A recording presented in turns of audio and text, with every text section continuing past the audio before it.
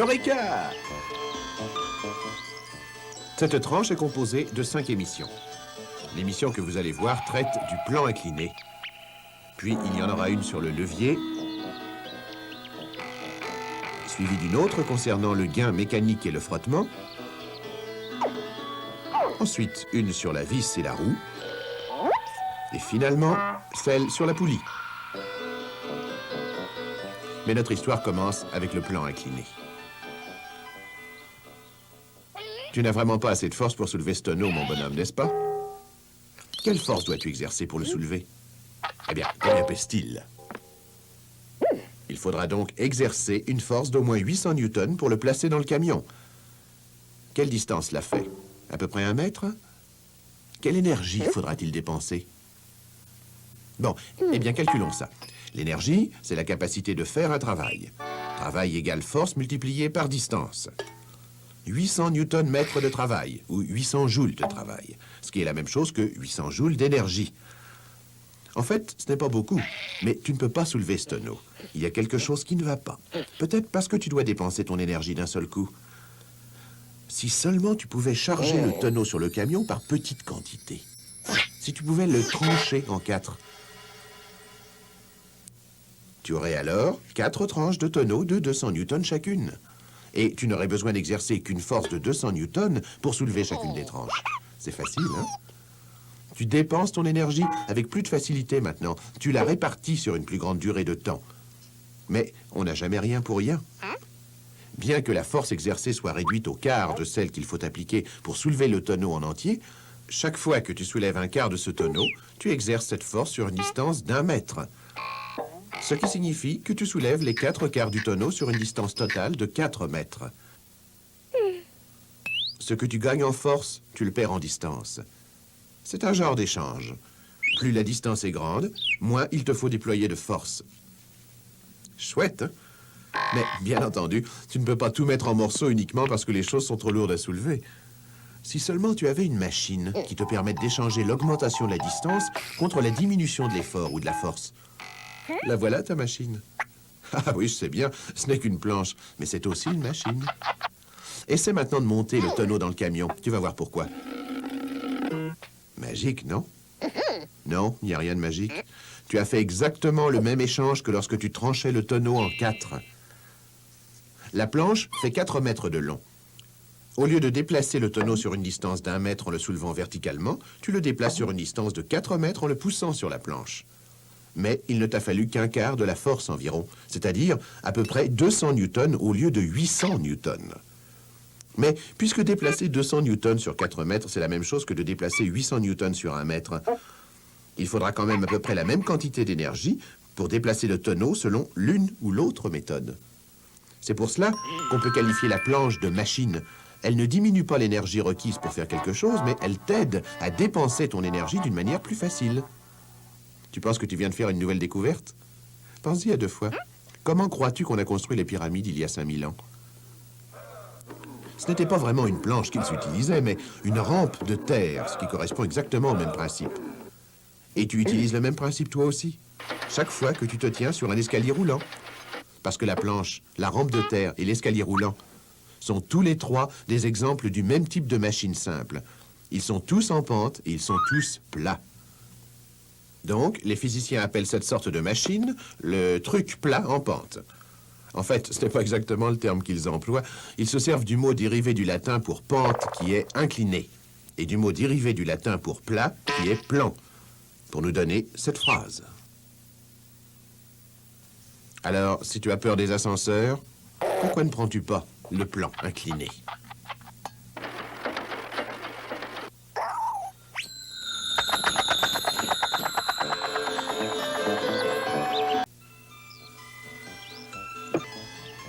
Nous savons déjà que une machine, c'est quelque chose qui vous aide à utiliser votre énergie plus facilement. Parmi les machines les plus simples se trouve le plan incliné qui vous permet d'échanger l'augmentation de la distance contre la diminution de l'effort ou de la force. En doublant la distance sur laquelle vous déplacez un objet, vous pouvez réduire de moitié la force nécessaire à ce déplacement. Et maintenant, le levier. Si tu es assis sur une bascule attendant que quelqu'un veuille bien venir se balancer avec toi, et que ce soit un gros bonhomme qui arrive, qu'est-ce que tu fais?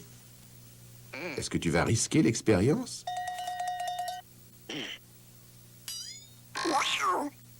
Tu vois, il y avait une façon bien simple d'éviter ça. Deux façons, en fait. Tu aurais pu soit demander au gros bonhomme de se rapprocher du milieu de la bascule, jusqu'à ce que vous soyez en équilibre, soit ajuster un petit peu la bascule avant qu'il ne s'assoie dessus. Et là encore, vous auriez pu être en équilibre. En fait, les deux méthodes reviennent au même. Tu vois le support sur lequel la bascule repose? Eh bien, les hommes de science ont une phrase particulière pour cela. Ils l'appellent le point d'appui. De toute façon, si le gros bonhomme se rapproche lui-même du point d'appui, ou si c'est toi qui le rapproches du point d'appui en déplaçant la bascule, le résultat reste le même. La distance entre lui et le point d'appui devient inférieure à celle qu'il y a entre toi et le point d'appui. Et voilà le secret d'une bonne partie de bascule avec des gens plus lourds que toi. C'est aussi le secret de tout équilibre entre deux objets dont l'un est plus lourd que l'autre. Si on veut mettre en équilibre une masse dont le poids est 100 newtons, avec une autre masse dont le poids est également 100 newtons, on les place toutes les deux à égale distance du point d'appui, disons 2 mètres. Mais si on veut faire s'équilibrer un poids de 100 newtons avec un autre 2 fois plus lourd, alors on déplace progressivement le poids de 200 newtons vers le point d'appui, jusqu'à ce qu'il atteigne la bonne place qui lui permet d'être en équilibre avec l'autre poids. Maintenant, tu sais comment soulever une masse dont le poids est 200 newtons en appliquant une force de 100 newtons seulement. C'est presque un cadeau du ciel, n'est-ce pas? Pas du tout. N'oublie pas que la force de 200 newtons est plus près du point d'appui que toi. Oui, mais plus près, ça veut dire quelle distance en fait? 1 mètre? Donc, la distance entre toi et le point d'appui est exactement du double de celle qu'il y a entre la force de 200 newtons et le point d'appui. Ce qui veut dire que tu dois déplacer ton extrémité de la bascule 2 fois plus loin que tu ne déplaces le poids. Tu exerces une force de 100 newtons sur une distance d'1 mètre afin de lever un poids de 200 newtons sur une distance d'1 demi-mètre. Ce que tu gagnes en force, tu le perds en distance. Ça te rappelle quelque chose, hein? Bien sûr, c'est précisément le même principe que celui du plan incliné.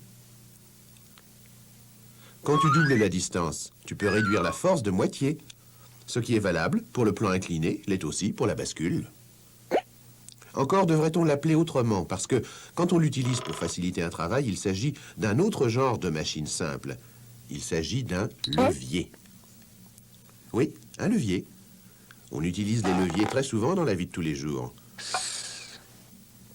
Après le plan incliné, c'est la machine simple la plus répandue au monde. Même les hommes des cavernes connaissaient le levier. Sans parler de notre cher Archimède de la Grèce antique, qui en fait fut le premier à énoncer le principe du levier. Plus le bras du levier sur lequel la force est appliquée est long, moins la force requise sera grande. En fait, un jour d'exubérance, il a dit « Donnez-moi un point d'appui et je soulèverai le monde ».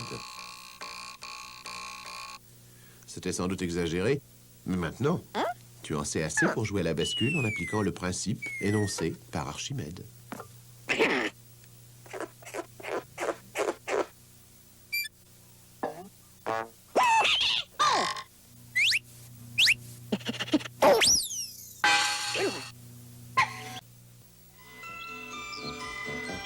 Nous savons déjà que les machines ne réduisent pas l'énergie nécessaire à déplacer les objets, mais elles peuvent réduire la force requise. Elles font cela en augmentant la distance sur laquelle on exerce cette force. Les deux machines les plus simples sont le plan incliné et le levier. Le principe du levier est le suivant. Plus le bras de levier sur lequel la force est appliquée est long, moins la force requise est grande. Et maintenant, le gain mécanique et le frottement. Voici deux savants, le professeur A et le professeur B. Ils sont tous les deux de force égale. Et voici un très gros livre de sciences. Et maintenant, nous allons effectuer une expérience scientifique. Voyons lequel de ces deux professeurs est capable de soulever le livre en exerçant le moins de force possible. D'abord, le professeur A. Une force de 24 newtons. Et maintenant, le professeur B. Seulement, combien? 6 newtons. Eh bien, c'est évident. Notre gagnant est le professeur B. Vous avez tout à fait raison, ce n'est pas juste. Le professeur B a profité d'un moyen avantageux. Il s'est servi d'une machine, un levier. En fait, il a bénéficié d'un gain mécanique. Mais comment mesurer le gain mécanique dont a bénéficié le professeur B? C'est facile à calculer. Les deux professeurs ont soulevé le livre à une hauteur d'environ 10 cm. Le professeur A l'a soulevé verticalement, ce qui fait qu'il a dû lutter contre la force de gravité maximale qui a tiré le livre vers le bas. Mais parce que le bras de levier actionné par le professeur B était 4 fois plus long que celui sur lequel repose le livre, il a exercé une force 4 fois plus petite que celle déployée par le professeur A, 6 newtons au lieu de 24 newtons. En d'autres mots, la force fournie a été de 6 pour une force produite de 24. Pour calculer le gain mécanique d'une machine, il suffit de diviser la force produite par la force fournie. Donc, le levier du professeur B possédait un avantage mécanique se chiffrant à 4. Souhaitez-vous refaire l'expérience, professeur A? Pensez-vous pouvoir imiter l'exploit du professeur B en soulevant le livre avec une force de seulement 6 newtons? Bon. Et maintenant, le professeur A est en train d'installer un plan incliné contre un morceau de bois de 10 cm de haut. Le plan incliné mesure 40 cm de long. Bien, cela fait 4 fois la distance. Donc, cela devrait diviser la force dont il a besoin par 4. Ce qui veut dire que son peson de newton devrait indiquer 6. Mais qu'est-ce que c'est que ça? 8 newtons? Et voilà. Le professeur B demeure le gagnant avec une force de 6 newtons seulement. En utilisant un levier, il a bénéficié d'un gain mécanique se chiffrant à 4. Tandis que le plan incliné du professeur A ne lui donne qu'un gain mécanique s'élevant à 3. Comment se fait-il? Pourquoi le gain mécanique du plan incliné est inférieur à celui du levier? À cause de quelque chose dont nous avons oublié de tenir compte, la force de frottement. Chaque fois qu'un objet frotte contre un autre, il y a une résistance appelée frottement. En théorie, le professeur A aurait pu faire monter le livre sur le plan incliné en exerçant une force de 6 newtons seulement. Mais comme la force de frottement dans le sens opposé était de 2 newtons, le professeur était obligé de tirer avec une force totale de 8 newtons. Quant au professeur B, il a eu de la chance, parce que le frottement entre le point d'appui et le levier est presque nul. Donc, le levier est une machine plus efficace que le plan incliné, parce que le plan incliné a un petit diable en lui, le frottement. Mais ce diable-là, bien sûr, peut aussi être un ange. Sans le frottement qui existe entre les pneus d'une voiture et la route, on ne pourrait pas conduire. Ou s'arrêter. Tout comme s'il n'existait pas de frottement entre les semelles de souliers et le sol. Et blanc.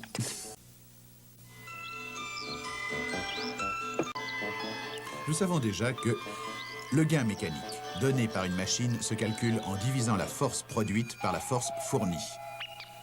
Mais parce que chaque machine implique un contact entre les surfaces en mouvement, son gain mécanique se trouve toujours réduit par la force de frottement. Le plan incliné implique beaucoup de force de frottement, alors que le levier n'en a pratiquement pas.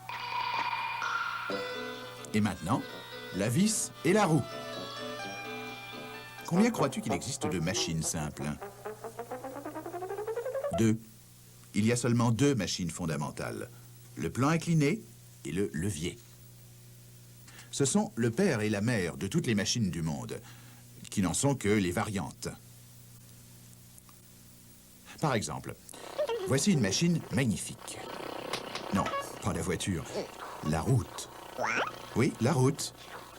Une route qui serpente une montagne, c'est une machine aussi. Bien, supposons que la route ne serpente pas la montagne, supposons qu'elle grimpe directement sur l'un de ses flancs. Ce serait bien plus court pour atteindre le sommet, n'est-ce pas? Et pourtant, ça ne t'avancerait pas grand-chose parce que le moteur de ta voiture, même extraordinaire, n'a pas assez de force pour la faire grimper verticalement. Mais suppose qu'on s'arrange pour allonger la route et ainsi rendre la pente plus douce, de façon à ce que tu puisses grimper la montagne facilement. Et maintenant, qu'est-ce que ça donne? Oui, cela donne un plan incliné, une machine simple. Mais ça coûte cher de grimper une montagne de cette façon-là. Cela nécessite une rampe exceptionnellement longue. Qu'est-ce qui arriverait si on enroulait le plan incliné autour de la montagne? Nous voilà de nouveau au point de départ, avec une route qui serpente la montagne. Un plan incliné déguisé en route, en fait. Un plan incliné en spirale, si on veut. On trouve des plans inclinés en spirale partout. Ça comprend tout ce qui s'utilise selon un mouvement de spirale, genre tire-bouchon, et qui permet d'échanger le supplément de distance circulaire contre une diminution de force, soit pour aider à soulever des objets, soit pour les serrer. En voici l'exemple le plus répandu, la vis, qui est en fait le nom donné par les physiciens à tous les types de plans inclinés en spirale. La vis. C'était donc l'un des descendants du plan incliné. Elle a 1 minute. Peux-tu me donner un exemple d'une machine simple qui, elle, descendrait du levier? Justement, tu en tiens une dans ta main en ce moment. Je sais, encore une machine qui n'a pas l'air d'une machine. Mais as-tu déjà essayé d'ouvrir une porte sans poignée? Tu n'as pas assez de prise, hein, n'est-ce pas? C'est là qu'intervient la poignée de porte. Elle descend en ligne directe du levier, comme ceci. Ou cela. Ou encore cela. Ce sont tous des enfants du levier. Comment ça se fait? Eh bien, il y a longtemps, certains hommes ingénieux, en regardant un beau jour un levier, se sont rendus compte subitement que ce serait merveilleux si on pouvait utiliser la force supplémentaire de levier pour déplacer quelque chose d'ici à là. Disons 4 fois la force, parce qu'un bras de levier est 4 fois plus long que l'autre. Ils se sont donc demandé si cette force supplémentaire pouvait être appliquée sur 360 degrés. En d'autres mots, la question était, peut-on faire un levier circulaire? Un levier qui ferait un tour complet. Tant qu'à y être, ils ont inventé un nouveau nom. L'axe. Son centre se trouve alors où était le point d'appui, et le bras de levier le plus court va de ce centre vers l'extérieur de l'axe, alors que le bras le plus long, lui, va du centre de l'axe dans la direction opposée. Maintenant, quand on applique une force de 100 newtons sur le levier, on peut faire à l'axe un tour complet avec une force de 400 newtons. Et c'est comme ça qu'on arrive à ouvrir les portes, à piloter automobiles et bateaux et à tirer les ancres si facilement, grâce à nos ancêtres ingénieux et leurs leviers circulaires. Alors, félicitations. Tu viens tout juste de réinventer la roue.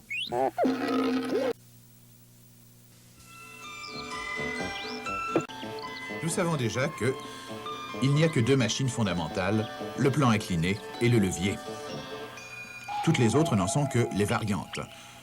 Une vis est tout simplement un plan incliné en spirale. Une roue, elle, un levier circulaire dont le point d'appui est devenu un axe. Et maintenant, la poulie. Le seau d'eau que Jean et Jeannette devaient aller chercher se trouvait, comme tout bon seau d'eau qui se respecte, au fond d'un puits. Malheureusement, pour l'un comme pour l'autre, il était trop lourd à tirer. Ce qu'il leur fallait, c'était une machine simple pour bénéficier d'un gain mécanique. Et non, le plan incliné, ce n'est pas ça qui va les aider. Pas plus que le levier. Ou encore moins la vis. Alors, quel autre genre de machine y a-t-il? Mais oui, la roue. Mais qu'est-ce que Jeannette est en train de faire? Elle arrange la roue de façon à la faire tourner sur un axe fixé au poteau. Très bien. Jeannette vient de redécouvrir un autre genre de machine simple. Une roue qui, au lieu d'être fixée sur un axe, peut tourner librement autour de cet axe. Ce genre de roue, surtout utilisé pour soulever les objets, s'appelle une poulie. Et Jeannette peut y enrouler une corde avec laquelle elle peut remonter. Ah, oui, mais Jean, lui aussi, peut s'en servir pour essayer de remonter le seau d'eau. C'est curieux, hein? Cette poulie ne semble pas apporter de gain mécanique à Jean, pas du tout. De cette manière, il a besoin d'autant de force pour essayer de monter le seau d'eau que lorsqu'il a essayé la première fois. Je me demande s'il y a une meilleure façon d'installer la poulie. Étonnant! Comment Jeannette s'est-elle débrouillée? Tous les deux n'avaient qu'une poulie, et pourtant, Jeannette était capable de remonter le seau en déployant une force 2 fois moins grande que celle dont Jean avait besoin. Bon, quand une poulie est installée comme ceci, on appelle ça une poulie simple fixe. Tout ce que ça fait, c'est changer la direction de la traction. Mais cela ne diminue pas la force requise. Mais quand une poulie est installée comme cela, on appelle ça une poulie simple mobile, qui réduit de moitié la force à exercer. Ceci est dû au fait que le seau d'eau est maintenant soulevé, en effet, par 2 cordes au lieu d'une. C'est comme si 2 personnes soulevaient le seau. Et une fois de plus, on a l'impression de recevoir un cadeau du ciel, n'est-ce pas? Évidemment, il n'en est rien. Si on compare la distance sur laquelle Jeannette a soulevé le seau à la longueur de corde qu'elle a tirée, on voit que c'est encore la même histoire. Ce qu'elle gagne en force, elle le perd en distance. La longueur de corde qu'elle a tirée est 2 fois plus grande que le déplacement du seau. Mais la manière dont Jeannette a utilisé la poulie est encore 2 fois plus efficace que celle employée par Jean.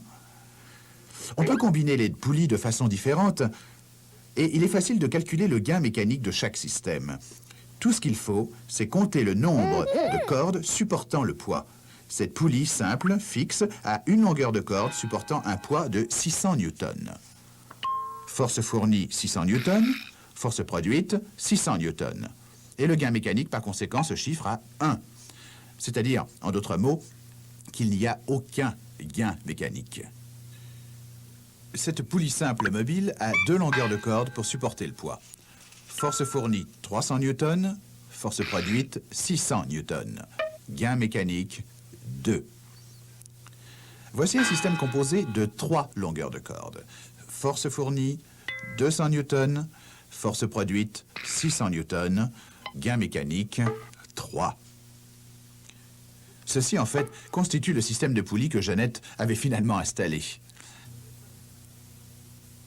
Bien qu'elle ait dû tirer 3 mètres de corde pour soulever le seau d'1 mètre seulement, elle n'a dû exercer qu'une force de 200 newtons pour accomplir ce déplacement.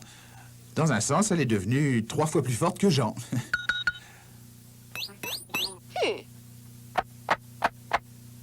Vous comprenez maintenant pourquoi Jean s'est écroulé sans force?